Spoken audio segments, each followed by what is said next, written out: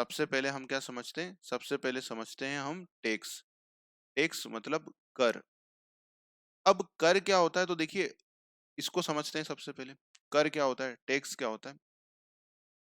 तो अब आपको पता है, ये रहे कौन? गवर्नमेंट, मोदी जी। ये है गवर्नमेंट, ठीक है, सरकार। तो अब ये जो सरकार है, ये सरकार क्या करती है? तो देखिए अभी आपने एक बात सुनी होगी, है ना, अभी ये बहुत चर्चा में क्या है, लाडली बहना योजना। अब लाडली बहना योजना में क्या करेगी सरकार? एमपी की गवर्नमेंट जो है वो क्या करेंगी, वो 1,000 रुपए जो है महिलाओं को हर मंथ देंगे। 1,000 रुपए पर मंथ देंगे। ठीक है, सुनते जाइएगा, टैक्स क्यों, टैक्स क्या है, टैक्स की जरूरत क्यों पड़ती है, इस सारी बातों को अब हम समझ रहे हैं। तो अब गवर्नमेंट क्या दे रही है? गवर्नमेंट जो है 1,000 रुपए जो एमपी में महिलाएं हैं उनकी कुछ कंडीशन है वो पूरी करेंगी, तो हर एक बहना को जो है मध्य प्रदेश सरकार की तरफ से क्या मिलेगा? 1,000 रुपए पर मंथ दिए जा रहे हैं। दूसरा क्या करती है सरकार? अब देखिए दूसरा सरकार क्या करती है, दूसरा जैसे अभी आपने देखा होगा किसानों को लोन माफ कर देते हैं, जो उनके लोन है वो दिए जाते हैं, है ना, लोन माफ किए जाते हैं। तीसरा क्या देखते हैं आप? तीसरा ये देखते हैं कि फ्री में क्या दिया जाता है, फ्री में राशन दिया जाता है ना, राशन जो होता है वो दिया जाता है, ये राशन दिया जाता है। और भी कई सारी गवर्नमेंट क्या है, जैसे वृद्धा पेंशन पेंशन स्कीम है ना, जो बुजुर्ग होते हैं उनके लिए पेंशन स्कीम है। ये तो सारे क्या है, चीजें हैं जिसमें सरकार डायरेक्टली किनको दे रही है, डायरेक्टली कुछ ना कुछ बेनिफिट जो इंडिविजुअल लोग हैं उनको दे रही है। मतलब क्या करती है सरकार, यहाँ कहीं ना कहीं सरकार मनी दे रही है, हम आम जनता को पैसा दे रही है। तो एक तो सरकार का ये खर्चा है कि इतने सारे पैसे देती है। दूसरा सरकार काम क्या करती है, अभी जैसे आपने देखा था कोविड आया था तो कोविड की वैक्सीन लगाई गई थी, तो अब उस वैक्सीन का खर्चा कहाँ से आएगा? वैक्सीन का खर्चा है ना, कोविड 19 जो हुआ था उसके लिए जो वैक्सीन का खर्चा किया गया था, सरकार ने फ्री में वैक्सीन लगाई थी सबको, ये हुआ। सरकार और क्या काम करती है, तो सरकार फ्लाईओवर बनाती है ना, सड़कें बनाती है, वो स्कूल बनाती है, क्या करती है, गवर्नमेंट स्कूल बनाते हैं। और क्या बनाते हैं, गवर्नमेंट हॉस्पिटल बनाते हैं, है ना, गवर्नमेंट कॉलेजेस बनाते हैं। तो ये कई सारे काम है। डैम बनाती है सरकार, बिजली तक पहुंचाने का काम है। तो ऐसे कई सारे अनगिनत काम है जो सरकार करती है। तो अब ये जो सरकार काम कर रही है, जैसे अगर हम इसको रखें कि एमपी गवर्नमेंट की सरकार है, शिवराज सरकार है, तो अब ये कर क्या रहे हैं, ये सारा पैसा जो जा रहा है, चाहे वो लोन के थ्रू हो या फ्री में राशन दिया जा रहा हो या कोविड की वैक्सीन लगानी हो या नया स्कूल खोलना हो गवर्नमेंट या फिर हॉस्पिटल बनाना हो, तो अब ये हॉस्पिटल बनाना, स्कूल बनाना बहुत महंगा काम है। साथ ही साथ इसमें अब जो स्कूल में टीचर पढ़ाएंगे उनकी सैलरी देना, इस हॉस्पिटल में जो डॉक्टर काम करेंगे उनकी फीस देना, सरकारें बसें चलाती हैं, है ना, कम रेट में। तो ये सारे काम के लिए सरकार को क्या चाहिए? सरकार को चाहिए बहुत सारा पैसा। क्या चाहिए? फंड। तो अब सरकार के पास ये पैसा आएगा कहाँ से? सरकार के पास ये पैसा आएगा कहाँ से? है ना, क्योंकि देखिए अल्टीमेटली यहाँ से तो पैसा जा रहा है, ये सब तो पैसा जाते हुए दिख रहा है, बट ये किसी वो कहते हैं ना कि अगर आप कुआं भी हो तो अगर उसमें आय नहीं होती तो वो भी खाली हो जाता। तो अब सरकार के पास यहाँ पर फंड आएगा कहाँ से? तो ऑब्वियस सी बात है, कहीं ना कहीं से तो सरकार की क्या होगी? इनकम होगी, सरकार की इनकम होगी। तो सरकार क्या करती है? सरकार इनकम लेती है। अब कैसे लेती है? जैसे अगर हम एमपी की बात करें तो एमपी को कुछ कुछ पैसे वो कहाँ से लेती है, तो देखिए कुछ पैसे लेती है लोन से। सरकार क्या लेती है? लोन। एक बहुत बड़ा चीजें हैं जो क्या ली जाती है, लोन लिए जाते हैं, जैसे वर्ल्ड बैंक से लोन ले लिया या कई तरह से सरकार क्या लेती है? लोन लेती है। दूसरा क्या मिलता है? थोड़ा हमें सेंट्रल गवर्नमेंट, जो अगर स्टेट गवर्नमेंट की बात करें तो सेंट्रल गवर्नमेंट से मिलते हैं। और क्या करती है सरकार? और सरकार डिसइन्वेस्टमेंट करती है। अब डिसइन्वेस्टमेंट क्या होता है? डिसइन्वेस्टमेंट होता है कि सरकार जो अपने अपने क्या होते हैं, सरकार क्या करती है? डिसइन्वेस्टमेंट करती है। डिसइन्वेस्टमेंट का मतलब क्या होता है? डिसइन्वेस्टमेंट का मतलब ये होता है कि सरकार का जहां पर सरकार की ओन प्रॉपर्टी होती है उनको सरकार बेच देती है, तो उससे कुछ पैसे आते हैं। जो सबसे मेजर पोर्शन होता है, जो सबसे मेजर पोर्शन होता है जहां से फंड आते हैं, वो क्या होता है? वो होता है टैक्स। क्या होता है? टैक्स। मतलब सरकार क्या करती है? सरकार लगाती है कर। क्या लगाती है? कर। तो अब सरकार क्या लगाती है? कर लगाती है। अब ये कर से सरकार को जो पैसा आता है, ये जो टैक्स से पैसा आता है, इस टैक्स के पैसे को फिर सरकार क्या करती है, फिर सरकार ये सारे कल्याणकारी योजनाएं जो हैं उसमें लगाती है। ठीक है, सरकार ये कल्याणकारी योजनाओं में ये फिर पैसा लगाती है। तो इसलिए जो सरकार क्या करती है, और ये जो टैक्स वसूलती है, ये टैक्स संविधान के अंतर्गत वसूलती है ना, संविधान के अंतर्गत ऐसा प्रोविजन होता है, राइट होता है सरकार के पास, है ना। तीनों लिस्ट होती है, उसको हम डिटेल में आगे पढ़ेंगे। तो अभी मैं बस आपको क्या बता रहा हूँ, जो सरकार की इनकम का एक बहुत बड़ा सोर्स क्या है, फंड है, जो टैक्स है। अब टैक्स का मतलब क्या हुआ, जो सरकार कंपलसरी हमसे वसूल करती है ना, हमको ऑप्शन नहीं देती है सरकार, कंपलसरी वसूल करती है सरकार। किससे करती है, जो भी व्यक्ति है, अलग अलग कैटेगरी में होता है, अलग अलग परिस्थितियों में होता है, उसकी सब कंडीशन है। तो सरकार क्या करती है, गवर्नमेंट अनिवार्य रूप से क्या करती है, अनिवार्य रूप से हमसे ये कर वसूल करती है। मतलब क्या, कभी ऐसा होता है कि आप गाड़ी खरीदने गए और उस पे आपने कहा नहीं हम टैक्स नहीं भरेंगे, हमको टैक्स नहीं लगाओ आप, ऐसा होता है? नहीं, अनिवार्य होता है। क्या होता है, अनिवार्य रूप से सरकार जो है हमसे क्या करती है, अनिवार्य रूप से हमसे टैक्स वसूल करती है। तो ये सरकार को राइट कहाँ से आया, ये सरकार को हमसे ऐसे पैसे लेने का राइट कहाँ से आया? इस पर भी केस लगा था सरकार के ऊपर कि सरकार टैक्स नहीं वसूल कर सकती, सरकार के पास कोई राइट नहीं है। तो फिर क्या हुआ, ये सरकार कहाँ से राइट मिला है सरकार को, केंद्र सरकार हो चाहे वो राज्य सरकार हो, है ना, सेंट्रल गवर्नमेंट हो या स्टेट गवर्नमेंट हो, तो जो अनिवार्य रूप से हमसे वसूल किया जाता है उसे क्या बोला जाता है, टैक्स। और सरकार को ये राइट कौन देता है, केंद्र सरकार हो या राज्य सरकार हो, उसको ये राइट मिलता है संविधान के द्वारा। कौन देता है, हमारा संविधान ये राइट देता है। हम आगे वो भी पढ़ेंगे, संविधान के शेड्यूल भी, कि किसमें किस सरकार को राइट दिया गया है, उस पर भी बात करेंगे। तो जो कंपलसरी अनिवार्य रूप से जो अमाउंट हमसे वसूल की जाती है उसे क्या बोला जाता है, उसे बोला जाता है टैक्स। उसे क्या बोला जाता है, टैक्स। और टैक्स वसूलना क्यों जरूरी है सरकार के लिए, टैक्स वसूलना इन सब कारणों से जरूरी है कि अब देखिए इतना सारा सरकारें खर्चा कर रही हैं। जैसे अभी सरकार में क्या बोला गया है, मध्य प्रदेश सरकार द्वारा, कि हम 1,000 रुपए देंगे और इसको बढ़ा करके कितना कर देंगे, बढ़ा करके 3,000 रुपए कर देंगे। तो भैया अब सोचिए, पहले ही सरकार के ऊपर कितना दबाव था, 1,000 रुपए महिलाओं को देना था, अब उन्होंने बढ़ा करके इसको कितना कर दिया, बढ़ा करके उन्होंने 3,000 रुपए करने का प्लान है इन फ्यूचर में। तो आप सोचिए, एक व्यक्ति को साल का सरकार कितना देगी, एक महिला को जो भी इसलिए पात्र होंगी वो 12,000 रुपए साल का देंगे। तो कितने लाखों लाखों लोगों को उनको ये पैसे देने पड़ेंगे। तो ये पैसे आएंगे कहाँ से, सरकार के पास खुद ऐसा नहीं होता कि बस सरकार है तो पैसे छाप लेंगे, उसका एक पूरा मैकेनिज्म है। तो सरकार क्या करती है, सरकार इनकम के सोर्स भी लाती है। मतलब सरकार को क्या चाहिए, इन सब योजनाओं के लिए, ये सब काम के लिए क्या चाहिए, फंड चाहिए। और उस फंड में जो सबसे बड़ा कंट्रीब्यूटर होता है वो कौन होता है, वो होता है टैक्स का, कर का। ठीक है, सबसे बड़ा जो प्रभाव होता है, सबसे बड़ा जो पोर्शन होता है वो किसका होता है, वो होता है टैक्स का। टैक्स एक बहुत बड़ा पोर्शन होता है जिससे सरकार की आय होती है। तो समझ में आई कर क्यों लगाया जाता है, कर लगाने के पीछे का लॉजिक क्या है। और कर क्या है, तो कर एक अनिवार्य वसूली है, अनिवार्य रूप से वसूल की गई मात्रा है। जो सरकार को कहाँ से राइट मिला हमसे इस तरह के वसूल करने का, तो उसे ये राइट दिया गया है संविधान।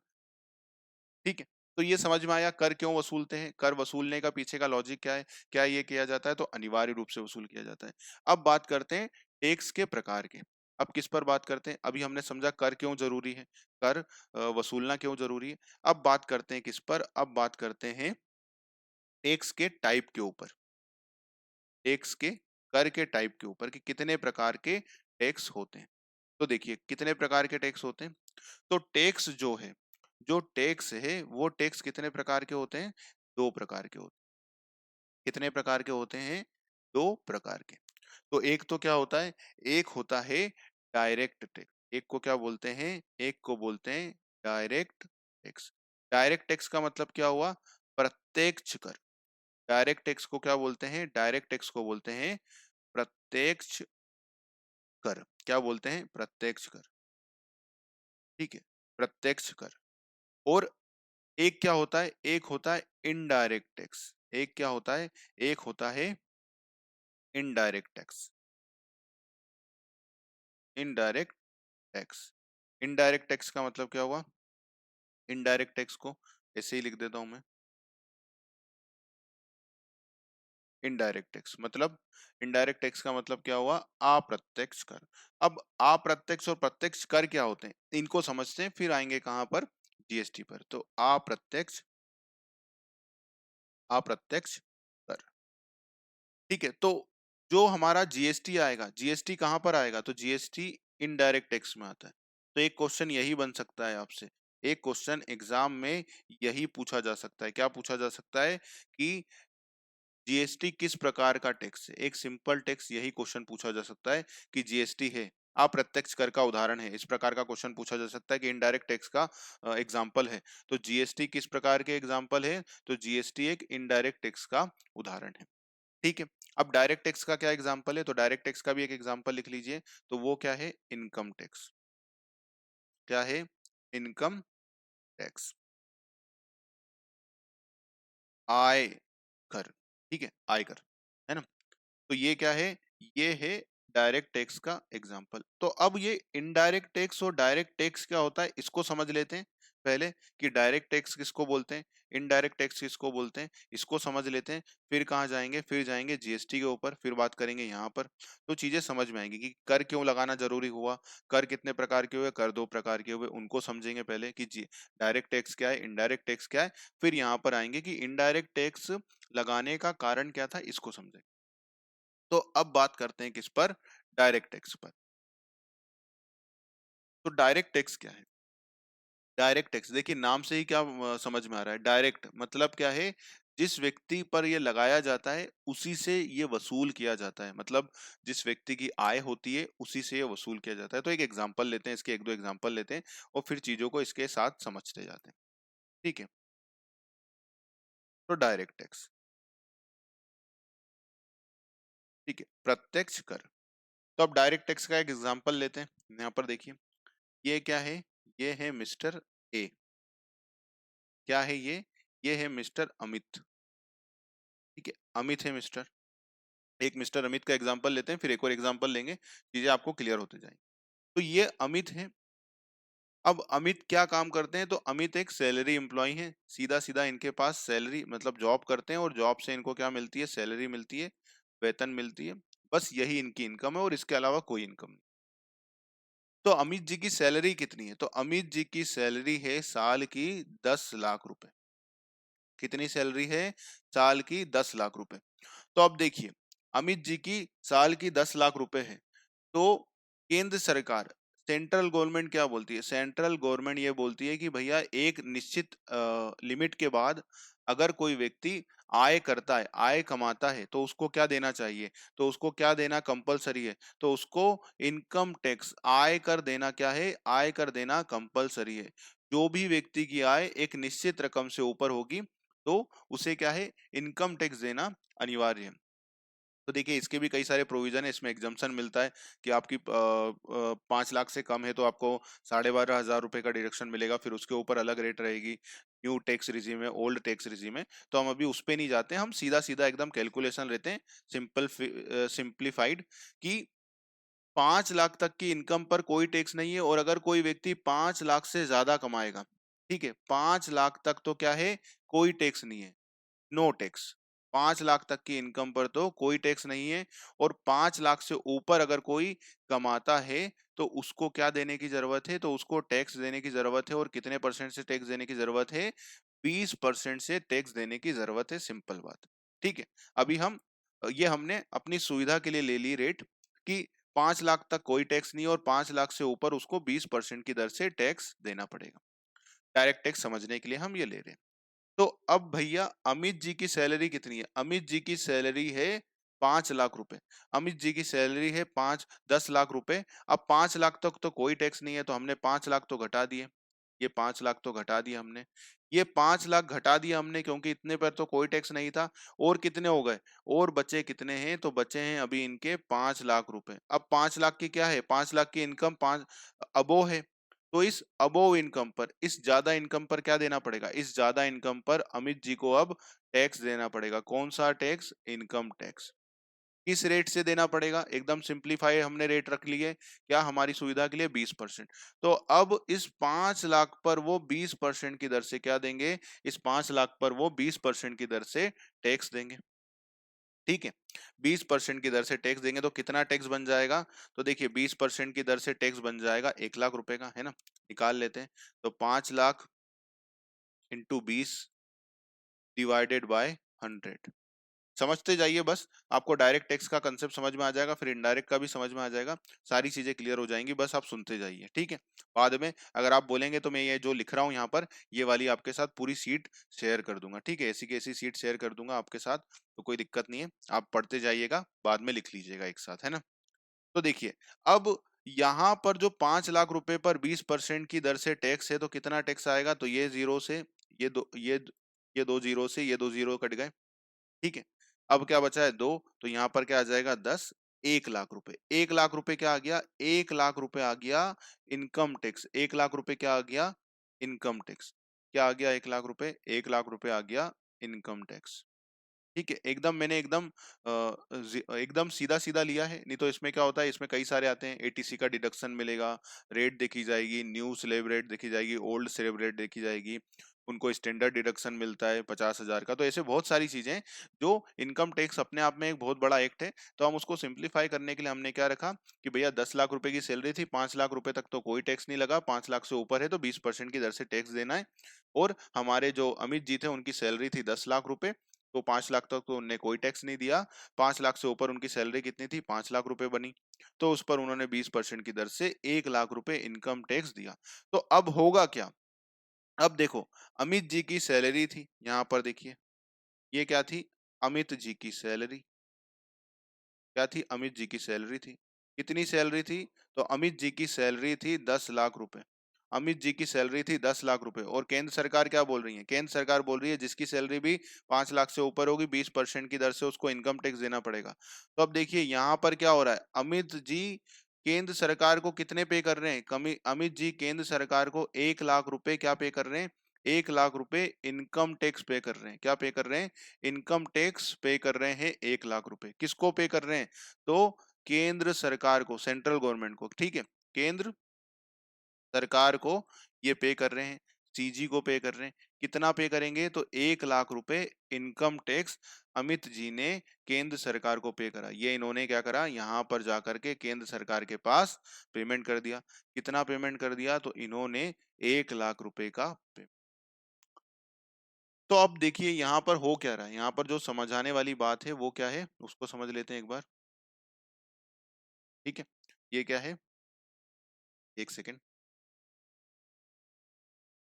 यहाँ पर अमित जी ने कितना पे करा है, तो अमित जी ने 1 लाख रुपए क्या पे करा, इनकम टैक्स, 1 लाख रुपए क्या पे करा, इनकम टैक्स पे करा, आयकर पे करा। अब अब सुनते जाइए, देखिए, अमित जी, इनकम किसकी थी, यहाँ पर देखो इनकम किसकी थी, अमित जी की इनकम थी, सैलरी किसको मिल रही थी, सैलरी जो मिल रही थी वो अमित जी को मिल रही थी, बाद में जो टैक्स 1 लाख रुपए पे करा वो किसने पे करा, तो वो भी अमित जी ने पे करा, किसी और ने पे करा, मैंने आपने पे करा, नहीं, इनकम किसकी थी, अमित जी की इनकम थी, तो पे भी कौन कर रहा है, केंद्र सरकार को पे भी अमित जी कर रहे हैं। तो ये होता है डायरेक्ट टैक्स, मतलब जो व्यक्ति इनकम कमा रहा है, यहाँ पर सैलरी किसको मिल रही है, यहाँ पर सैलरी अमित जी को मिल रही है, सैलरी किसको मिल रही है, यहाँ पर 10 लाख की, 10 लाख की सैलरी अमित जी को मिल रही है, तो भैया अमित जी इनकम टैक्स भी कौन भरेंगे, इनकम टैक्स भी आप ही भरेंगे, ठीक है। दूसरा दूसरा एग्जाम्पल, ये अमित अमित जी का एग्जाम्पल समझ में आया अपना, ये एग्जाम्पल से कि भैया हमने क्या माना है, हमने माना है कि 5 लाख तक तो कोई टैक्स नहीं, और 5 लाख से ऊपर है तो 20% की टैक्स है, और भी होता है फिर 30% रेट हो जाता है ना, बड़े और ज्यादा होता है तो 30% रेट हो जाता है, फिर उस पर सरचार्ज हो जाता है, तो ये सारा इनकम टैक्स का एक अलग ही जोन है, तो हमने सिंप्लीफाई मैनर में क्या करा है, 20% टैक्स। अब देखिए अमित जी का समझ में आया case, case number one, case number one समझ में आया, क्या हुआ, अमित जी ने 1 लाख 10 लाख रुपए कमाए, 10 लाख रुपए पर 1 लाख रुपए टैक्स दे दिया, ठीक है। इसका मतलब क्या हुआ, जो व्यक्ति टैक्स कमाता है, जो व्यक्ति इनकम कमाता है वही टैक्स भरता है, यहाँ पर कौन इनकम कमा रहा है, यहाँ पर इनकम जो है सैलरी की किसकी हो रही है, अमित जी की हो रही है, और टैक्स भी कौन पे कर रहा है, अमित जी पे कर रहे हैं, क्या मैं पे कर रहा हूँ या आप पे कर रहे हैं, नहीं, अमित जी पे कर रहे हैं, क्योंकि जो इनकम कमा रहा है वही इसका टैक्स भर रहा है, समझ में आ गई। अब एग्जाम्पल नंबर 2 लेते हैं, अब एग्जाम्पल नंबर क्या लेते हैं, अब एग्जाम्पल नंबर लेते हैं 2, देखिए एग्जाम्पल नंबर 2, एग्जाम्पल नंबर 2 में क्या है, तो एग्जाम्पल नंबर 2 में आए मिस्टर मिस्टर राहुल, एग्जाम्पल है, चलिए एग्जाम्पल अब ये कम पैसे वाला है तो राहुल नहीं लेते हैं, हम लेते हैं मिस्टर बी। तो अब मिस्टर बी है। अब मिस्टर बी की देखो, मिस्टर बी की सैलरी, मिस्टर बी भी क्या करते हैं, तो मिस्टर बी भी एकदम सीधा सीधा काम है इनका भी। ये भी क्या करते हैं, ये भी एक सैलरी एम्प्लॉय है, जॉब करते हैं और इनको सैलरी मिलती है। इनको वेतन कितना मिलता है, तो इनको वेतन मिलता है कितना, तो इनको वेतन मिलता है 5 लाख रुपए। कितने का वेतन मिलता है, 5 लाख रुपए इनकी साल की सैलरी है, कम सैलरी है, ठीक है। तो अब 5 लाख रुपए की सैलरी जो है अमित जी की है, वो बी मिस्टर बी की है। कितनी सैलरी है मिस्टर बी की सैलरी, मिस्टर बी की सैलरी है सालाना 5 लाख रुपए। तो अब देखिए इनकम टैक्स का प्रोविजन क्या है कि 5 लाख रुपए तक तो नो टैक्स है, 5 लाख रुपए तक तो क्या है, नो टैक्स। 5 लाख की इनकम पर नो टैक्स है। और 5 लाख से अबोव है तो कितना टैक्स लगेगा, तो लगेगा 20% टैक्स। तो क्या अब अमित जी, अब मिस्टर बी को कोई टैक्स लगेगा, तो देखो 5 लाख तक क्या हो जाएगा, 5 लाख तक नो टैक्स, तो ये 5 लाख इसमें से घटा देंगे, 5 लाख इसमें से घटा देंगे तो क्या आ जाएगा, यहाँ पर कोई इनकम बचेगी जिस पर टैक्स लगेगा। तो जो इनकम जिस पर टैक्स लगेगा वो कितनी बचेगी, वो बचेगी निल, जीरो हो जाएगी। तो क्या यहाँ पर मिस्टर बी को कोई टैक्स भरना पड़ा, यहाँ पर मिस्टर बी को कोई टैक्स भरना पड़ा, तो इनको नो टैक्स, कोई टैक्स भरना पड़ा, कोई टैक्स नहीं भरना पड़ा। तो क्यों नहीं भरना पड़ा, तो इसका कारण आप बताएंगे कि भैया इनकी इनकम जो है वो क्या थी, इनकी इनकम कम थी, एक लिमिट से कम थी इनकी इनकम। इनकी इनकम क्या थी, एक लिमिट से कम थी, इसलिए इनके ऊपर टैक्स नहीं लगा। मतलब डायरेक्ट टैक्स देखो कैसा टैक्स है, डायरेक्ट टैक्स कैसा टैक्स है, डायरेक्ट टैक्स ऐसा टैक्स है जो किस पर लगता है, जो इनकम बेस पर लगता है। मतलब अगर आपकी इनकम ज्यादा होगी तो आप पर ज्यादा टैक्स लगेगा। देखो अभी 20% रहता है, फिर जब बहुत ज्यादा इनकम होती है, जैसे 10 लाख से भी ऊपर आपकी इनकम हो जाती है, तो अगर आप इनकम टैक्स पढ़ेंगे तो उसमें लिखा रहता है 30% की रेट हो जाती है। कितनी हो जाती है, 30% की रेट हो जाती है। और ज्यादा होता है तो फिर आप में क्या लगता है, फिर आप पर सरचार्ज लगता है। सरचार्ज क्या है, तो इसको सिंप्लीफाई मैनर में कह सकते हैं हम, सरचार्ज एक तरह का और टैक्स है। मतलब टैक्स की रेट आपकी और बढ़ जाएगी, मतलब 30 से भी ज्यादा हो जाएगी। तो डायरेक्ट टैक्स अब देखो कैसा टैक्स है, जैसे जैसे आपकी इनकम बढ़ते जा रही है, देखो यहाँ पर 5 लाख है तो क्या कोई टैक्स भरा, नहीं भरा। यहाँ पर क्या हो गया, यहाँ पर अमित जी की सैलरी कितनी थी, 10 लाख थी, टैक्स भरा, हाँ देखो 1 लाख रुपए भरा। अब अगर एक व्यक्ति ऐसा है जिसकी 50 लाख सैलरी है तो उस पर और टैक्स लग जाएगा, कौन सी रेट में चला जाएगा वो, ये यहाँ पर चला जाएगा। और ज्यादा उनकी एक एक दो दो करोड़ के आसपास की सैलरी रहेगी, एक एक दो दो करोड़ की इनकम रहेगी, तो उन पर सरचार्ज भी लग जाएगा, तो और टैक्स बढ़ जाएगा। मतलब क्या होता है, मतलब इनकम टैक्स कैसा टैक्स है, इनकम टैक्स एक ऐसा टैक्स है जो क्या होता है, जो इनकम से रिलेट होता है। मतलब यहाँ पर इनकम से रिलेटेड होता है। इनकम से रिलेटेड का मतलब क्या है, इनकम से रिलेटेड का मतलब है कि अगर आपकी आय, जो आय है, और ये क्या है, आयकर, देखो इसका नाम ही क्या है, आय पर कर। मतलब आय है तो ये टैक्स है। अब एक एग्जांपल ले लेते हैं, पहले इसके पहले एक समझ लेते हैं, एक और एग्जांपल ले लेते हैं। तो देखो एक और एग्जांपल ले लेते हैं यहाँ पर। एक मिनट, यहाँ पर एक एग्जांपल ले लेते हैं। चलिए इसको हटा करके एक एग्जांपल ले लेते हैं, एक और सिंपल सा एग्जांपल। तो मिस्टर मिस्टर सी, मिस्टर सी क्या है, तो मिस्टर सी बेरोजगार है। मिस्टर सी बेरोजगार है, इनके पास कोई अभी जॉब नहीं है। तो अब इनकी कोई इनकम होगी क्या, ये तो बेरोजगार है अभी, सर कोई भी जॉब वॉब नहीं मिली है। तो ये क्या है, क्या इनकी कोई इनकम होगी, तो इनकी इनकम ही नहीं होगी, नील होगी, क्योंकि अभी इनके पास जॉब नहीं है, तो सर इनकी कोई इनकम नहीं है। तो क्या इन पर कोई टैक्स लगेगा, इन पर कोई टैक्स लगेगा, इनकी तो इनकम ही नहीं है, तो क्या इन पर कोई टैक्स लगेगा, तो यहाँ पर आंसर क्या आएगा, नो टैक्स। इन पर कोई टैक्स लगा, नहीं लगा। तो इन तीनों एग्जाम्पल से आपको क्या समझ में आ रहा है, इन तीनों एग्जाम्पल को अगर हम अब देखें तो देखो यहाँ पर एग्जाम्पल नंबर 1 था, एग्जाम्पल नंबर 1 किसका था, अमित जी का। अमित जी की सैलरी 10 लाख थी तो देखो उन पर टैक्स लगा। बी, जो एग्जाम्पल नंबर 2 था वो मिस्टर बी थे, मिस्टर बी को टैक्स क्यों नहीं लगा, क्योंकि एक लिमिट के कम थी। मिस्टर सी, थर्ड नंबर का जो एग्जाम्पल था, उन पर तो कोई टैक्स ही नहीं बनता, क्यों, क्योंकि उनकी इनकम ही नहीं है। तो जो इनकम टैक्स है, अब देखो जो आय कर है, यहाँ पर देखो जो आयकर है, आयकर, एक मिनट, देखो आयकर काम कैसे करता है। तो आय है, ये आपकी क्या है, आय है, और ये है आयकर, मतलब ये है इनकम। डायरेक्ट टैक्स को पूरा समझ लीजिए, इनडायरेक्ट टैक्स को पूरा समझ लीजिए, अपने आप फिर क्या होगा, आपका बेस एक बार बन गया ना इनडायरेक्ट डायरेक्ट टैक्स पर, तो फिर जब हम जीएसटी में जाएंगे ना तो फिर आपको दिक्कतें नहीं आएंगी, जो बेसिक कंसेप्ट होते हैं ना उनके, फिर वो जब मैं आपसे कहूंगा तो आपको पूरा क्लियर समझ में आ जाएगा एक बार में। तो अब देखो, अगर किसी व्यक्ति की नील टैक्स है तो क्या कोई टैक्स लगेगा, तो हमारा आंसर क्या हो जाएगा, नो टैक्स। अगर किसी की 5 लाख सैलरी थी, अभी जो हम ही अभी वाले एग्जांपल ही ले रहे हैं, 5 लाख टैक्स है तो उस पर क्या है, उस पर भी है नो टैक्स। अगर किसी की 10 लाख इनकम है, 10 लाख सैलरी मतलब 10 लाख इनकम है, तो उस पर टैक्स कितना लग गया था, 1 लाख लग गया था। अगर किसी की 15 लाख सैलरी हो गई, 15 लाख सैलरी हो गई, तो उस पर जो टैक्स बनेगा वो कितना बनेगा, देखो 20% ही अगर हम ले तो कितना होता है 20%, और अगर 30% ले लें तो देखो कितना हो जाएगा, अगर हम इसको ऐसे लेंगे तो देखो 10 लाख तक तो 20% 1 लाख रुपए, और ऊपर 5 लाख का 30% तो कितना हो जाएगा, 5 लाख का 30% हो जाएगा 1.5 लाख रुपए, तो कितना हो जाएगा, 2.5 लाख रुपए। कितना टैक्स लग रहा है, 2.5 लाख रुपए।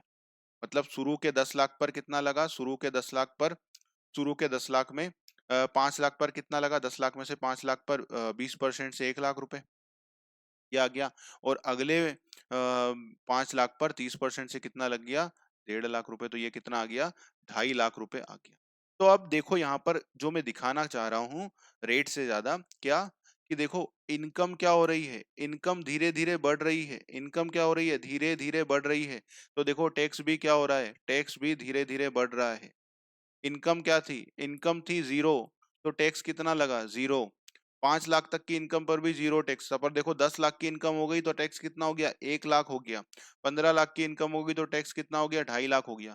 मतलब अगर हम इसको एक ग्राफ पर रखें, अगर हम इसको ऐसे बनाएं चार्ट, इस तरह से अगर हम चार्ट बनाएं, तो हम क्या पाएंगे कि अगर हमारी इनकम इस तरह से बढ़ती जा रही है, इनकम हमारी इस तरह से बढ़ते जा रही है, ये हमारी अगर इनकम है, क्या है, अगर हम इसको इनकम लाइन डिनोट करें, क्या करें कि ये इनकम है, तो जो हमारा इनकम टैक्स रहेगा ना, इनकम टैक्स भी, तो वो इनकम टैक्स भी कुछ इस तरह से चलता जाएगा, इस तरह से चलता जाएगा, इस तरह से चलता जाएगा, किस तरह से, इस तरह से, इस तरह से चलता जाएगा।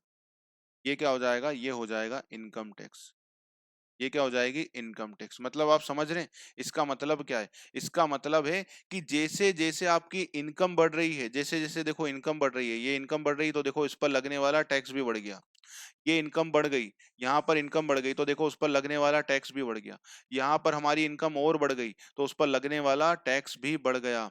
तो क्या है, इनकम टैक्स कैसा टैक्स है, कि अगर इनकम बढ़ जाती है, इसका रिलेशन कैसा होता है इनकम टैक्स का, ये देखो एक सेकेंड, इसका रिलेशन कैसा होता है, तो इसका रिलेशन होता है इनकम के साथ, कैसा होता है, तो इनकम के साथ इसका डायरेक्ट रिलेशन होता है। कैसा रिलेशन होता है, इनकम के साथ, इनकम के साथ इनकम टैक्स का कैसा रिलेशन होता है, इनकम टैक्स का डायरेक्ट रिलेशन होता है।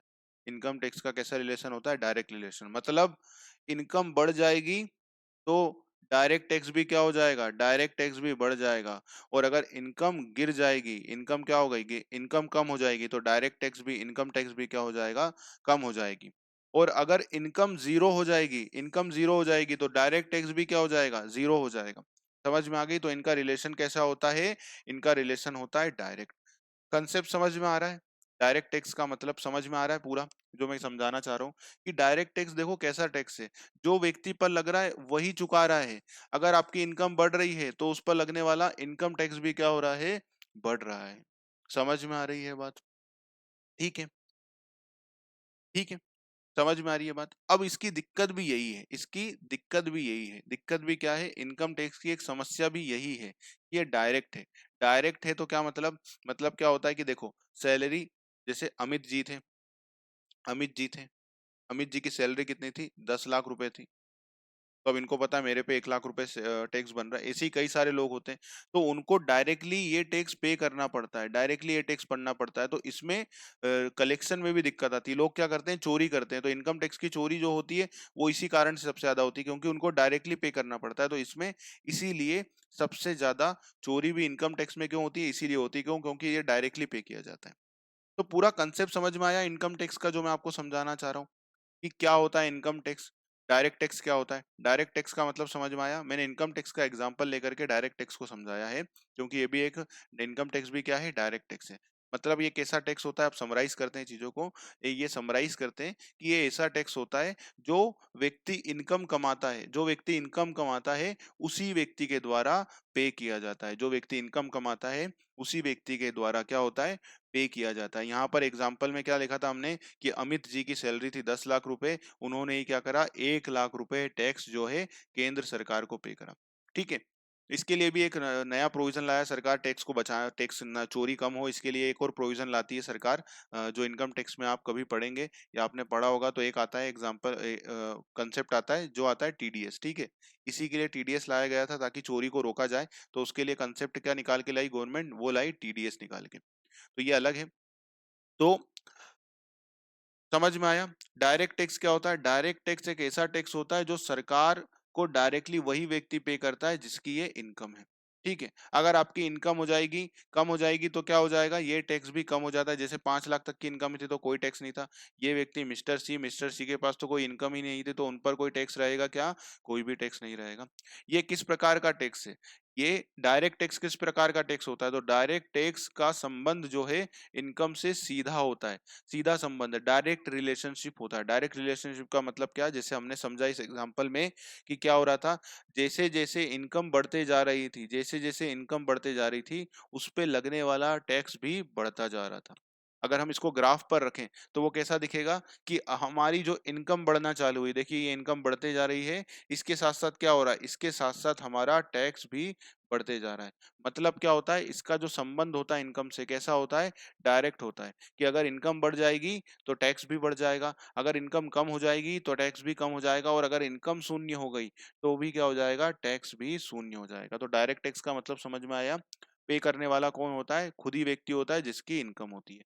तो ये हमने पढ़ा क्या, डायरेक्ट टैक्स। ये क्या पढ़ा हमने, पूरा डायरेक्ट टैक्स, ये पढ़ लिया अब हमने डायरेक्ट टैक्स। अब बात किस पर करते हैं, अब बात करते हैं इनडायरेक्ट टैक्स पर। इनडायरेक्ट टैक्स पर, इनडायरेक्ट टैक्स क्या होता है, इस पर बात करते हैं। अप्रत्यक्ष कर पर बात करते हैं।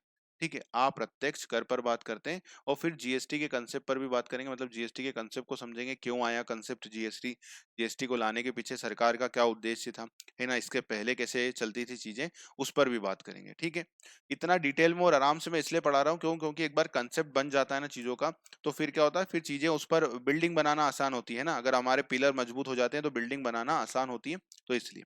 तो अब इनडायरेक्ट टैक्स की बात करते हैं। देखिए नाम ही क्या आ रहा है, इनडायरेक्ट टैक्स, क्या नाम आ रहा है, इनडायरेक्ट टैक्स।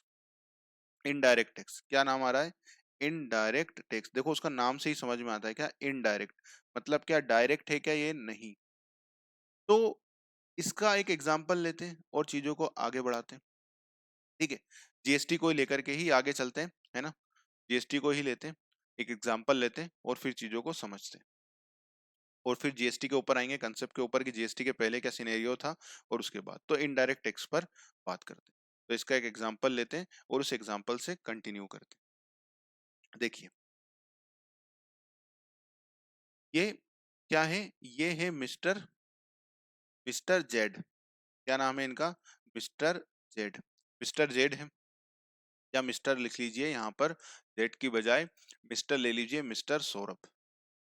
ठीक है, नाम ही ले लेते हैं, तो मिस्टर सौरभ।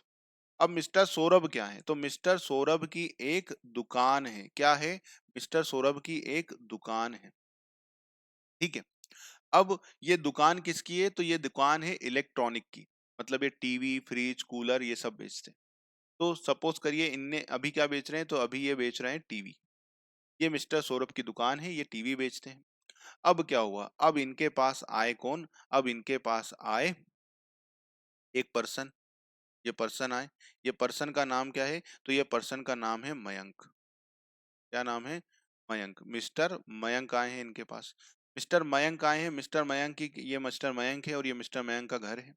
मिस्टर मयंक आए हैं सौरभ के पास कि मुझे एक क्या चाहिए, मुझे एक टीवी चाहिए। कितने वाली टीवी चाहिए, तो इन्होंने खुद ही ने बता दिया कि मुझे एक 50,000 के आसपास की टीवी दे दीजिए आप। अब क्या होगा, अब देखिए, या 1 लाख की टीवी, बड़ी व्यवस्थित टीवी चाहिए थी इन्हें, तो इन्होंने कहा कि मुझे 1 लाख के आसपास की बजट की एक टीवी बताइए। तो अब सौरभ जी ने इनको टीवी बताई कि ये एक टीवी लेटेस्ट मॉडल है, एलजी कंपनी का, आप इसे ले जाइए। कितने का है, मिस्टर मयंक ने पूछा। तो सौरभ जी ने कहा कि ये जो एलजी की टीवी है सबसे लेटेस्ट मॉडल है और इसकी कीमत है कितनी, इसकी कीमत है 1 लाख रुपए। 1 लाख रुपए की टीवी है और काफी अच्छी टीवी। मयंक जी को समझ में आ गई कि टीवी बढ़िया है। उन्होंने कहा ठीक है, ये 1 लाख रुपए की टीवी दे दीजिए। अब देखिए, अब क्या होगा। अब इन्होंने इनको ये टीवी दी, ठीक है, ये टीवी इन्होंने इनको भेजी, ये टीवी इनके घर पहुंच गई। अब देखिए क्या होता है, नॉर्मली क्या होता है, जो हमको प्राइस दिया जाता है सेलर के द्वारा उसमें जीएसटी इंक्लूड होता है। तो अभी हम कौन सा केस ले रहे हैं, अभी हम वो केस ले रहे हैं जिसमें जीएसटी भी जोड़ा जाएगा। तो ये एलजी की टीवी इनके ऊपर आ गई है। अब ये क्या बोल रहे हैं कि देखिए 1 लाख की टीवी है, इस पर जीएसटी लगेगा। मैं क्या रेट ले लेता हूँ, मैं जीएसटी का रेट ले लेता हूँ 18%। जीएसटी को भी हम समझेंगे और अच्छे से कि जीएसटी के पहले कैसे काम करता था, बाद में कैसे काम करता था। अभी चीजों को सिंप्लीफाई करने के लिए हम जीएसटी को ही साथ में लेकर के चलते हैं इनडायरेक्ट टैक्स के एग्जाम्पल में। तो जीएसटी लगेगा इस पर कितना, जीएसटी लगेगा इस पर 18,000 रुपए का। क्या लगेगा, 18,000 रुपए का 18% की दर से इस पर जीएसटी लगेगा। तो मयंक जी को इन्होंने कितने का इनवाइस दिया होगा, मयंक जी को इन्होंने इनवाइस दिया होगा 1,18,000 1,18,000 का। तो जो इनवाइस मतलब जो बिल दिया होगा मयंक जी को, वो कितना दिया होगा, मयंक जी को जो बिल दिया होगा वो कितने का दिया होगा, वो दिया होगा 1,18,000 का। ये हमने बिल दिया। अब मयंक जी क्या करेंगे, अब मयंक जी हमको ये 1,18,000 रुपए क्या करेंगे, पे करेंगे। 1,18,000 रुपए इन्होंने हमको कैश में पे कर दिए कि ये लो 1,18,000 रुपए, हमने इनको टीवी दे दी, इन्होंने हमको 1,18,000 दे दिए। अब देखिए यहाँ पर, अब सौरभ जी के पास, अब सौरभ जी की देखो, अब सौरभ जी के पास पैसे कितने आए हैं, इसको देखते हैं यहाँ पर। तो अब देखिए, अब जो सौरभ जी ने टीवी बेची है, सौरभ जी ने क्या बेची है, सौरभ जी ने जो टीवी बेची है वो क्या बेची है, वो बेची है टीवी। कितने की बेची है, 1,18,000 की, 1,18,000 की टीवी बेची है। इस 1,18,000 की टीवी में क्या क्या शामिल है, तो एक तो इसमें टीवी का प्राइस शामिल है। टीवी का प्राइस कितना था, टीवी का प्राइस था 1 लाख रुपए। कितना था टीवी का प्राइस, टीवी का प्राइस था 1 लाख रुपए। और इसमें टैक्स कितना था, जीएसटी जो टैक्स था, जीएसटी 18% की दर से, वो कितना था, वो था 18,000 रुपए का। वो क्या था, 18,000 रुपए का। ये टोटल होकर के 1,18,000 हुआ है। ठीक है, तो ये तो किसका हक है, ये टीवी का प्राइस तो किसका है, ये टीवी का प्राइस तो हमारा है, हमने बेची है टीवी। तो ये 1 लाख रुपए तो सौरभ के हैं, सौरभ जी के हैं। बट ये जो 18,000 रुपए जीएसटी के लिए है हमने, क्या ये हमारे हैं? नहीं, ये हमारे हैं क्या, नहीं, ये तो किसका है, ये तो टैक्स का पैसा। और टैक्स का पैसा किसका होता है, गवर्नमेंट का। किसका होगा, गवर्नमेंट का। ठीक है, गवर्नमेंट का। तो अब क्या करेंगे, अब सौरभ जी क्या करेंगे, इसको गवर्नमेंट को पे करेंगे। इसको क्या करेंगे, इसको गवर्नमेंट को पे करेंगे, सरकार को पे कर देंगे। तो ये हमने क्या करा, गवर्नमेंट को गए और गवर्नमेंट को ये पे कर दिया। कितना पे कर दिया, ये 18,000 रुपए हमने गवर्नमेंट को पे कर दिए। समझ में आ गई बात, ये गवर्नमेंट को पे कर दिया। बस आप सुनते जाइए, अपने आप सारी चीजें क्लियर होती जाएंगी, जो जो कंसेप्ट आएंगे वो अपने आप समझ में आते जाएंगे। तो ये 18,000 रुपए हमने गवर्नमेंट को पे कर दिए। तो 1 लाख रुपए किसके पास बचे, 1 लाख रुपए देखिए, 1 लाख रुपए हमारे पास आ गए। ये 1 लाख रुपए हमारे पास आ गए टीवी का प्राइस। और गवर्नमेंट के पास कितना आ गया, गवर्नमेंट के पास 18,000 रुपए टैक्स का आ गया। समझ में आ गई बात, गवर्नमेंट के पास कितना आ गया, गवर्नमेंट के पास ये 18,000 रुपए टैक्स का आ गया। ठीक है, गवर्नमेंट के पास 18,000 रुपए आ गया और हमारे पास ये 1 लाख रुपए आ गया। ये हो गया हमारा काम। अब देखो, अब हमने क्या करा है, गवर्नमेंट को ये 18,000 रुपए पे कर दिए।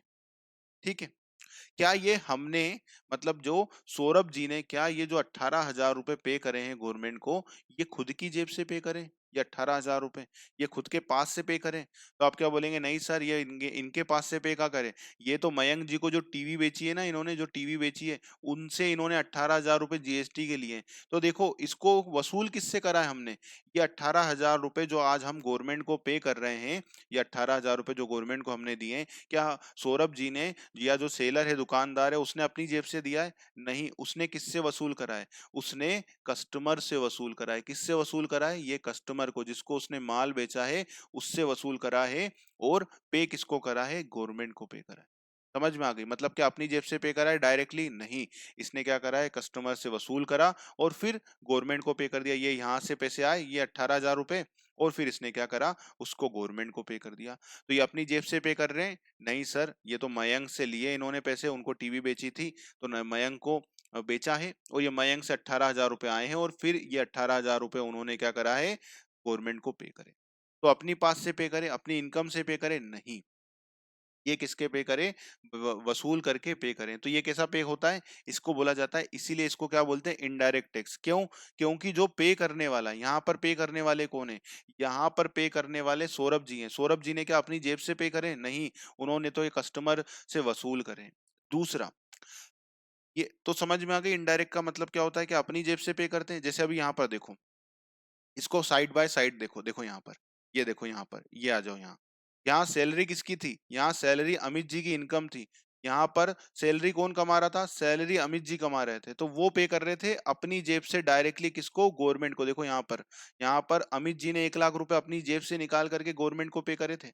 यहाँ पर 1 लाख रुपए जो पे करें इनकम टैक्स के। और यहाँ पर देखिए, जो 18,000 रुपए सौरभ जी पे करते हुए दिख रहे हैं, क्या अपनी जेब से पे करें? नहीं, उन्होंने तो ये 18,000 रुपए इस कस्टमर से रिकवर करें और फिर पे करें, तो इसलिए इसको बोलते हैं इनडायरेक्ट टैक्स। दूसरा, ये टैक्स किस पर लग रहा है, ये टैक्स क्या इनकम पे लग रहा है? नहीं, जो माल हम सेल कर रहे हैं, उस सेल का जो प्राइस है उस पर लग रहा है। देखो, क्या इनकम पर लग रहा है ये टैक्स? नहीं, ये किस पर लग रहा है, ये टीवी का सेल प्राइस है 1 लाख रुपए, इस पर लग रहा है। अब अगर कल से टीवी 2 लाख की हो जाएगी तो 2 लाख पर 18% लगेगा। ठीक है, समझ में आ गई बात? अब ये समझ में आ गई, तो ये किस पर लग रहा है, ये जो हम सेल करते हैं, जो माल बेचते हैं, उसका जो प्राइस आता है, उस पर ये लगता है।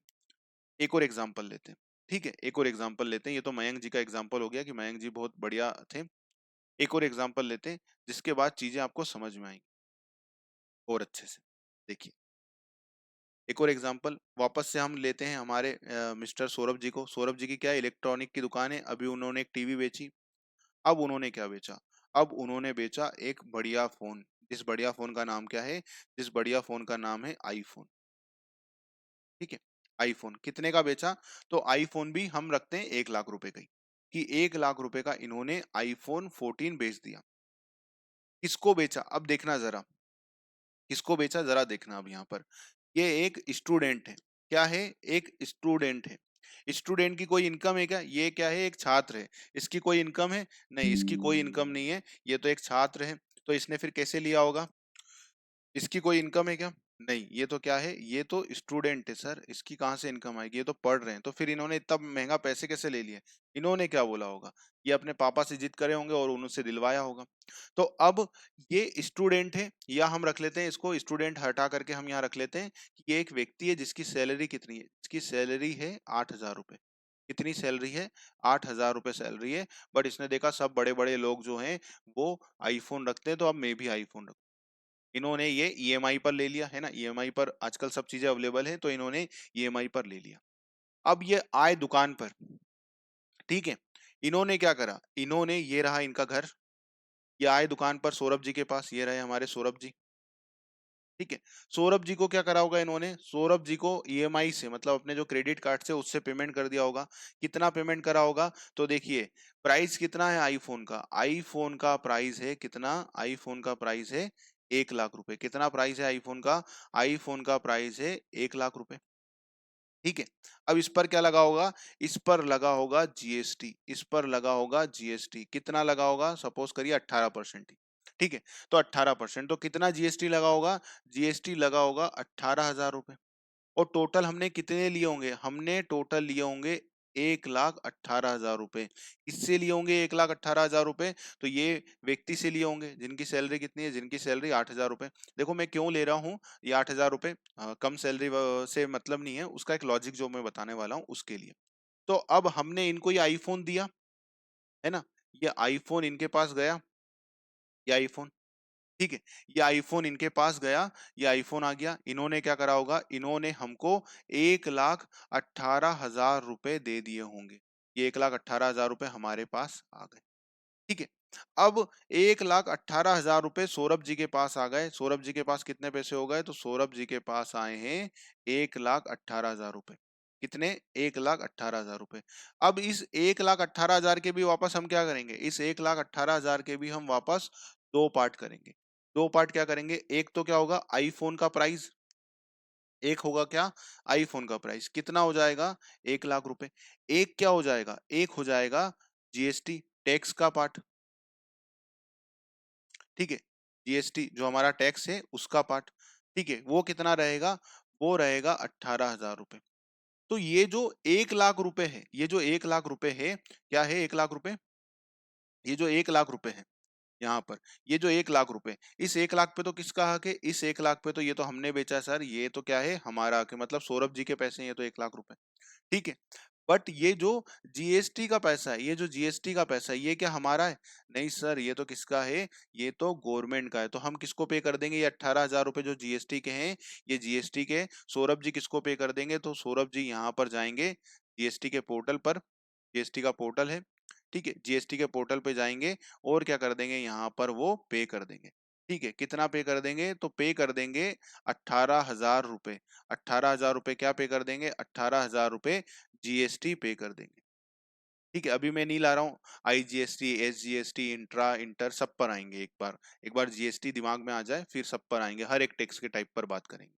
तो ये 18,000 रुपए हमने गवर्नमेंट को पे कर दिए, हमने मतलब सौरभ जी ने, सौरभ जी ने जो है ये 18,000 रुपए गवर्नमेंट को पे करे। तो अब ये जो 18,000 रुपए गवर्नमेंट को पे करें, क्या ये सौरभ जी ने अपनी जेब से पे करें कि उन्होंने अपनी जेब से निकाले और पे करे? नहीं सर, वापस से हमारा आंसर क्या आएगा? वापस से हमारा आंसर ये आएगा कि सौरभ जी ने ये जो 18,000 रुपए पे करें, इनको ये कहाँ से मिले? जो गवर्नमेंट को इन्होंने पे करें, ये इन्होंने यहाँ से आए हैं। और ये कहाँ से निकाल लिए हैं इन्होंने पैसे? इस व्यक्ति से लिए हैं, इस व्यक्ति से लिए। किस व्यक्ति से? ये व्यक्ति जिसकी सैलरी कितनी है? जिसकी सैलरी केवल 8,000 रुपए, पर इनको आईफोन लेना था तो इन्होंने ले लिया आईफोन। तो इनसे लिए हैं और पे करें। तो ये देखो यहाँ पर जो ये टैक्स पे कर रहे हैं, तो ये जो टैक्स कर रहे हैं, कैसे पे कर रहे हैं? इनडायरेक्टली अपनी जेब से दे रहे हैं क्या? नहीं, ये इनसे लेते हैं, मतलब कलेक्ट करते हैं और गवर्नमेंट को पे करते हैं, कलेक्ट करते हैं और गवर्नमेंट को पे करते हैं। समझ में आ गई बात? अब ये दो एग्जाम्पल लेने का मतलब क्या था मेरा? ऊपर वाली भी बात और इस बात में फर्क क्या था, वो मैंने आपको समझाने के लिए एक और एग्जाम्पल लिया। नहीं तो दोनों में कोई फर्क है? यहाँ भी 1,00,000 की आईफोन बेच दिया, बस ये बात है, और यहाँ पर टीवी बेच दिया। गवर्नमेंट के पास कितने गए? गवर्नमेंट के पास 18,000 रुपए गए, और यहाँ भी गवर्नमेंट के पास 18,000 गए। तो फिर दो एग्जाम्पल लेने का मतलब क्या है? अब समझ में आएगा।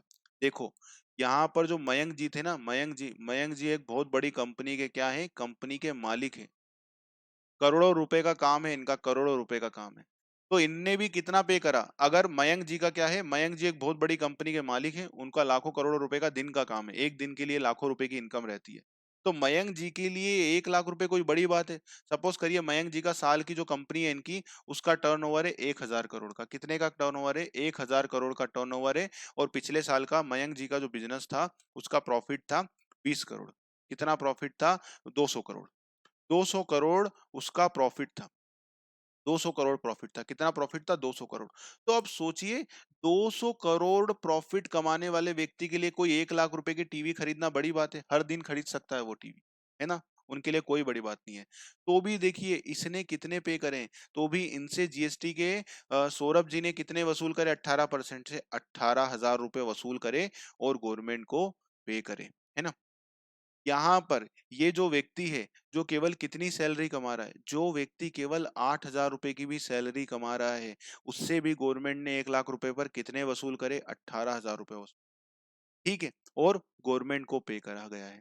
तो यहाँ पर देख पा रहे हो आप कि यहाँ पर इनकम से कोई रिलेशन नहीं होता है। मतलब इनडायरेक्ट टैक्स क्या होता है? इनडायरेक्ट टैक्स किस पर लगता है? तो इनडायरेक्ट टैक्स लगता है सेल वैल्यू पर। किस पर लगता है? सेल वैल्यू पर। मतलब जो प्रोडक्ट बेचा जा रहा है उसकी वैल्यू पर लगता है, उसकी वैल्यू पर लगता है, ना कि व्यक्ति की इनकम पर। तो दिक्कत क्या है? दिक्कत यह है कि आज इस 18,000 8,000 रुपए कमाने वाले व्यक्ति को अगर आईफोन खरीदना है, तो देखिए 18,000 रुपए उसने क्या पे करा है? 18,000 रुपए उसने जीएसटी पे करा है। अब 18,000 को अगर आप देखोगे गौर से, तो कितनी आ रही है? उसकी 2 महीने से ऊपर की सैलरी है ना? 8,000 रुपए वो एक महीने काम करेगा, फिर वो 8,000 रुपए काम करेगा, तब जाके उसके पास कितने आएंगे? 16,000 रुपए आएंगे। मतलब उसको तीसरे महीने भी थोड़े दिन काम करना पड़ेगा, तब जा जाकर के उसकी इतनी सैलरी आएगी, 2,000 रुपए अगले महीने भी काम करना पड़ेगा, तब जाके 18,000 रुपए रिकवर होंगे।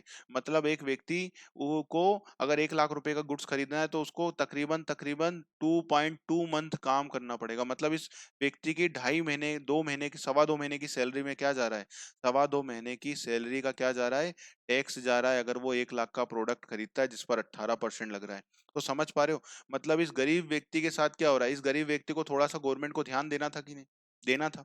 तो ये यहाँ पर व्यक्ति की इनकम नहीं देखी जाती है। तो इस व्यक्ति के लिए क्या हो गया, जिसको 8,000 की सैलरी है, उसके लिए प्रोडक्ट क्या हो गया, बहुत और ज्यादा महंगा हो गया, उसके ऊपर और वित्तीय बर्डन आ गया। तो इनडायरेक्ट टैक्स क्या होते हैं, इनडायरेक्ट टैक्स व्यक्ति की स्थिति नहीं देखते हैं, व्यक्ति की फाइनेंशियल पोजीशन नहीं देखते हैं, वो एक फिक्स रेट से लगते हैं। जबकि इस व्यक्ति को जबकि इस व्यक्ति को, मयंक जी को कोई दिक्कत थी, मयंक जी को कोई दिक्कत थी अगर आप 18,000 की जगह इनसे बोलते कि मयंक जी 50,000 दे दो, 18,000 की जगह इनसे 50,000 रुपए भी मांग लेते, तो क्या मयंक जी को रत्ती भर फर्क पड़ता? कोई फर्क नहीं पड़ता सर, 200 करोड़ रुपए साल का प्रॉफिट है उनका, तो 50,000 क्या 1 लाख भी कम ले लोगे तो कोई कमी नहीं है। बट इस व्यक्ति के लिए तो एक एक रुपए की कीमत कहीं ज्यादा है। तो इनडायरेक्ट टैक्स क्या करता है, व्यक्ति की फाइनेंशियल पोजीशन, व्यक्ति की इनकम नहीं देखता है। वहीं डायरेक्ट टैक्स क्या करता है, वहीं डायरेक्ट टैक्स के लिए देखिए, वहीं डायरेक्ट टैक्स क्या करता है, वहीं डायरेक्ट टैक्स जो है, एक मिनट, वहीं जो डायरेक्ट टैक्स है वो क्या करता है, ये देखिए, ये व्यक्ति का क्या था, ये व्यक्ति बेरोजगार था, ये व्यक्ति बेरोजगार था। अब चलिए एक और एग्जांपल लेते हैं, यहाँ पर एक और एग्जांपल ले लेते हैं। देखिए यहाँ पर एक और एग्जांपल ले लेते हैं, 2 मिनट का। ये व्यक्ति था, इसकी कोई इनकम नहीं थी, है ना, कोई इनकम नहीं थी। उसने क्या खरीदा, उसने भी 1 लाख रुपए का एक फोन खरीदा। क्या खरीदा, 1 लाख रुपए का फोन खरीदा। तो अब 18% की दर से क्या हो जाएगा, 18,000 रुपए, इस पर भी टैक्स लग जाएगा। ये व्यक्ति की कोई इनकम है, ये व्यक्ति की कोई भी इनकम नहीं है। इनकम क्या है इसकी, इनकम जो है वो नील है, इसकी इनकम क्या है, वो नील है। तो भी देखिए यहाँ पर अगर 1 लाख का ये प्रोडक्ट खरीदेगा तो इस पर भी कितना टैक्स लिया जाएगा, इस पर भी टैक्स कितना लिया जाएगा, 18,000 लिया जाएगा। और फिर ये टैक्स किसको पे करेंगे हम, ये टैक्स गवर्नमेंट को पे करेंगे। तो यहाँ पर देखने वाली बात क्या है, इनडायरेक्ट टैक्स में व्यक्ति की इनकम, व्यक्ति की फाइनेंशियल पोजीशन नहीं देखी जाती है। क्या नहीं देखी जाती है, व्यक्ति की फाइनेंशियल पोजीशन नहीं देखी जाती है। देखो यहाँ पर 200 करोड़ कमाने वाला व्यक्ति भी 18,000 दे रहा है, यहाँ 8,000 कमाने वाला व्यक्ति से भी 18,000 वसूल किया जा रहा है, और यहाँ जो नी कमा रहा है उस व्यक्ति ने भी अगर एक एक 1 लाख रुपए का प्रोडक्ट खरीदा तो उससे भी 18,000 लिया जा रहा है। तो इनडायरेक्ट टैक्स क्या होता है, एक तो क्या होता है, पहला जो इसकी विशेषता है वो क्या है, ये इनडायरेक्टली पे किया जाता है, मतलब वसूल किसी और व्यक्ति को पे, मतलब वसूल किसी और से किया जाता है, पे कोई और व्यक्ति गवर्नमेंट को करता है। ठीक है। जबकि क्या है, डायरेक्ट टैक्स में जो व्यक्ति दायी होता है, जो व्यक्ति की इनकम होती है, वही व्यक्ति सरकार को डायरेक्टली पे करता है। दूसरा क्या है, ये इनकम नहीं देखता है, व्यक्ति की फाइनेंशियल पोजीशन नहीं देखता है। मतलब 200 करोड़ वाला व्यक्ति भी 18,000 रुपए चुकाएंगे 1 लाख पर। यहाँ पर अगर 8,000 की सैलरी कमाने वाला व्यक्ति भी अगर 1 लाख का सामान लेता है जिस पर 18% जीएसटी लगेगा तो भी वो उतना ही चुकाता है। और यहाँ एक व्यक्ति है जो कुछ पैसे नहीं कमा रहा है, उससे भी सेम अमाउंट ऑफ टैक्स लिया जाता है। जबकि डायरेक्ट टैक्स क्या होता है, डायरेक्ट टैक्स देखो यहाँ पर, इस व्यक्ति की कोई इनकम नहीं थी तो क्या उस पर कोई टैक्स लगा था, नहीं लगा था। इस व्यक्ति की कम इनकम थी तो उस पर देखो टैक्स नहीं लगा था। इस व्यक्ति की इनकम 10 लाख हो गई तो उस पर टैक्स कितना लग गया, 1 लाख रुपए लग गया। और यहाँ पर हमने चार्ट में समझा था कि जिसकी व्यक्ति की क्या है 15 लाख इनकम हो गई थी तो उस पर टैक्स कितना हो गया, 2.5 लाख रुपए। तो ये डायरेक्ट टैक्स क्या है, डायरेक्ट टैक्स लॉजिकल है। डायरेक्ट टैक्स क्या है, डायरेक्ट टैक्स लॉजिकल है। मतलब इनकम बढ़ते जा रही है, टैक्स बढ़ता जा रहा है, जबकि इसका कोई रिलेशन ही नहीं है। इनडायरेक्ट टैक्स का कोई रिलेशन है क्या, इनडायरेक्ट टैक्स का कोई रिलेशन नहीं है। इस पर यह नहीं देखा जाता है कि व्यक्ति की इनकम बड़ी है या कम है, इनकम की इनकम व्यक्ति की इनकम कुछ नहीं भी है तो भी ये वसूल किया जाएगा। ठीक है। और इनडायरेक्ट का मतलब आया, इनडायरेक्ट टैक्स का मतलब समझ में आया, ये वसूल कोई और व्यक्ति करता है, वसूल किसी और व्यक्ति से करता है। यहाँ पर किसने वसूल करा, यहाँ पर सौरभ जी ने वसूल करा था ये प्रोडक्ट, ये पैसे टैक्स के मयंक जी को, और फिर किसको पे करे, फिर गवर्नमेंट को पे करे। ठीक है। फिर क्या करे, फिर गवर्नमेंट को हमने टैक्स पे करे। ठीक है। दूसरा क्या होता है, ये इनडायरेक्ट होने के कारण देखो, इनडायरेक्ट टैक्स क्यों फिर वसूल करती है गवर्नमेंट, इनडायरेक्ट टैक्स इसलिए वसूल करती है गवर्नमेंट क्योंकि ये हमको पता ही नहीं लगता है। जो पे करने वाला होता है ना, पे करने वाला, उसको पता ही नहीं लगता है कि वो टैक्स भी पे कर रहा है। उसको क्या लगता है, उसको लगता है कि हम क्या खरीद रहे हैं, हम तो गुड्स खरीद रहे हैं, हम माल खरीद रहे हैं। तो यहाँ पर जो पे करने वाला है ना, उसको दिक्कत नहीं आती, उसको दिक्कत नहीं आती पे करने में, वो बड़े आसानी से पे कर देता है, उसको पता ही नहीं लगता है। इसका एग्जाम्पल क्या है, आप 5 रुपए का पार्ले जी लेकर के आते हैं, 5 रुपए का पार्ले जी लेकर के आते हैं, उस पार्ले जी पर भी टैक्स लगा है। आपको लगा ऐसा कि आपने टैक्स पे करा? नहीं। आप एक 10 रुपए का साबुन खरीद के लाते हैं अपने लिए, है ना, तो उस पर क्या हुआ है, उस पर भी टैक्स लगा है, जीएसटी। क्या आपको पता लगा? नहीं पता लगा, आपने पे कर दिया।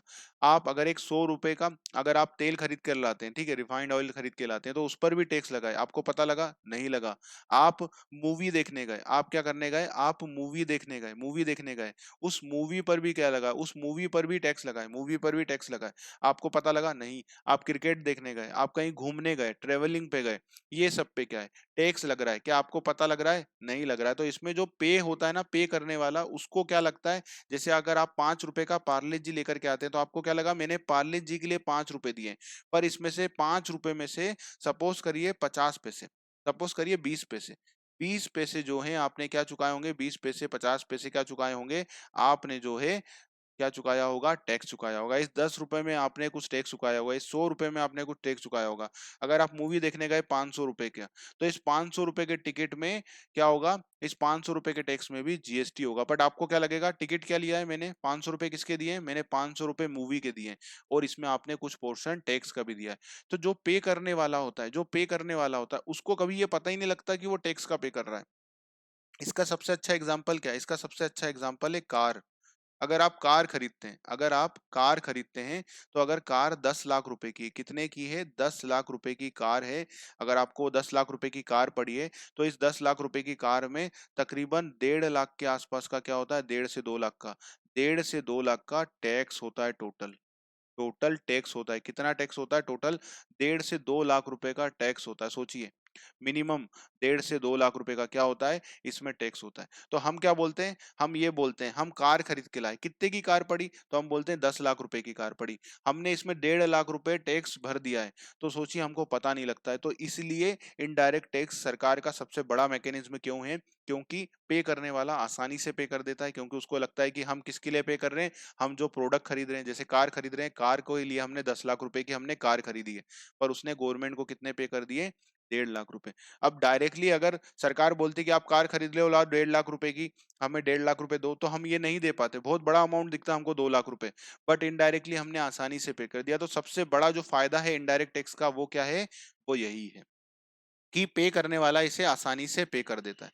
तो समझ में आया पूरा कंसेप्ट, जो मैं आपको समझाना चाह रहा हूँ यहाँ पर, जो ये कंसेप्ट समझाना चाह रहा हूँ कि डायरेक्ट टैक्स क्या होता है, टैक्स क्या होता है, उसको समझा हमने कि सरकार टैक्स क्यों लगाती है, टैक्स क्यों कैसे लगाया जाता है। तो टैक्स क्या है, एक कंपलसरी क्या है ना, रिकवरी है, कंपलसरी रिकवरी या वसूली है अमाउंट की। कौन करती है, तो सरकार करती है, कंपलसरी करती है। क्या हमको सरकार छोड़ती है कि ठीक है मत देना जीएसटी, नहीं, कंपलसरी है, अनिवार्य रूप से। क्या सरकार ऐसा कर सकती है, तो हाँ, सरकार को ऐसा राइट है। कहाँ से मिला ये राइट, सरकार को ये राइट मिला है संविधान से, ठीक है, भारत के संविधान से ये राइट मिला है। आने वाले समय में हम इसकी मैं आपको वो भी बता दूंगा कि किस एंट्री में किस एंट्री के अंतर्गत, संविधान की किस एंट्री के अंतर्गत सरकार को ये पावर मिला है।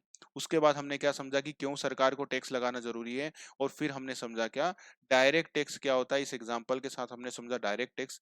डायरेक्ट टैक्स वो टैक्स होता है कि व्यक्ति जो व्यक्ति क्या करता है, जो व्यक्ति इनकम कमाता है, उसी व्यक्ति के द्वारा जो पे किया जाता है, उसे कहा जाता है डायरेक्ट टैक्स। ठीक है, अगर आपकी इनकम बढ़ते जाएगी तो आपके ऊपर लगने वाला टैक्स भी बढ़ते जाएगा, और अगर आपकी इनकम कम होते जाएगी तो टैक्स भी कम होते जाता है, और अगर आपकी इनकम नील हो जाती है तो डायरेक्ट टैक्स क्या हो जाता है, पूरी तरह से समाप्त हो जाता है। तो इसका संबंध कैसा होता है इनकम से, तो इसका जो संबंध होता है इनकम से, वो डायरेक्ट होता है। मतलब अगर इनकम बढ़ेगी तो ये भी बढ़ जाएगा, अगर इनकम कम होगी तो ये भी कम हो जाएगा, और अगर इनकम शून्य हो जाएगी तो ये भी शून्य हो जाएगा। ठीक है, इसके बाद हमने ये चार्ट से समझा था, और अगर हम इसको ग्राफ पर रखें तो कुछ इस प्रकार से दिखेगा कि हमारी इनकम जैसे जैसे बढ़ती जाएगी, उस पर लगने वाला टैक्स भी बढ़ते जाएगा। ये सारी बातें हमने समझी थी और फिर इसके बाद हमने क्या समझा था, इसके बाद हमने समझा था इनडायरेक्ट टैक्स। मतलब इसमें पे करने वाला क्या होता है, इनडायरेक्टली टैक्स का पेमेंट करता है और फिर जो व्यक्ति वसूल करता है वो क्या करता है, वो गवर्नमेंट को पे करता है। मतलब जो पे करने वाला है वो डायरेक्टली क्या गवर्नमेंट को पे करता है, नहीं, वो डायरेक्टली पे नहीं करता। वो किसको पे करता है, मीडिएटर को पे करता है, जो क्या होता है सप्लायर ऑफ सर्विस होता है या सप्लायर ऑफ गुड्स होता है, वो वसूल करता है सरकार के बिहाफ पर। ठीक है, ये कौन करते हैं, ये सरकार के बिहाफ पर। मतलब इनको सरकार क्या देती है, सरकार के एक तरह से ये व्यक्ति के रूप में काम करते हैं और ये वसूल करते हैं। ठीक है, इसमें क्या होता है, क्या व्यक्ति की इनकम पर देख करके इनडायरेक्ट टैक्स लगता है, नहीं, ये लगता है सेल प्राइस पर। इस पर व्यक्ति की इनकम का कोई प्रभाव नहीं है। ठीक है, जैसे हमने समझा था कि मयंक जी जो टीवी लेकर के गए 1 लाख रुपए की, उनका 200 करोड़ रुपए का साल का प्रॉफिट है, उन्होंने भी 1 लाख रुपए पर कितने चुकाए थे, 18,000 चुकाए थे।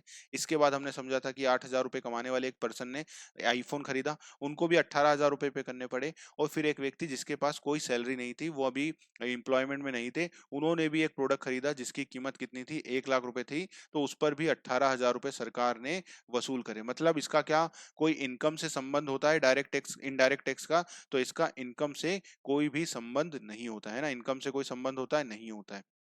ठीक है, और जो पे करने वाला होता है, सरकार को इनडायरेक्ट टैक्स के सबसे ज्यादा इनकम क्यों होती है, इसके कारण इनकम इसलिए सबसे ज्यादा इनकम इनडायरेक्ट टैक्स से होती है क्योंकि जो पे करता है उसको पता ही नहीं होता है कि वो टैक्स पे कर रहा है। उसे लगता है कि वो सर्विस के लिए पैसे पे कर रहा है। जैसे मैंने आपको एग्जांपल दिया था कि आप पार्ले जी खरीद के लाए, 5 रुपए एमआरपी, तो आपको क्या लगता है कि हम 5 रुपए पार्ले जी के पे कर रहे हैं, मतलब वो बिस्किट के पे कर रहे हैं, पर उसमें आप टैक्स भी देते हैं सरकार को।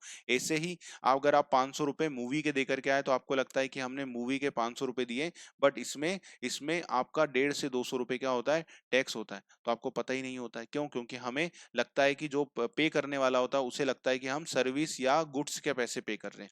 इसी प्रकार से अगर हम कार खरीद के लाते हैं 10 लाख की, तो उसमें 1.5 से 2 लाख रुपए के आसपास का तो टैक्स ही होता है टोटल ओवरऑल। तो हमें क्या लगता है कि हमने कार के लिए 10 लाख रुपए आए हैं। तो ये पूरा कंसेप्ट है इनडायरेक्ट टैक्स का।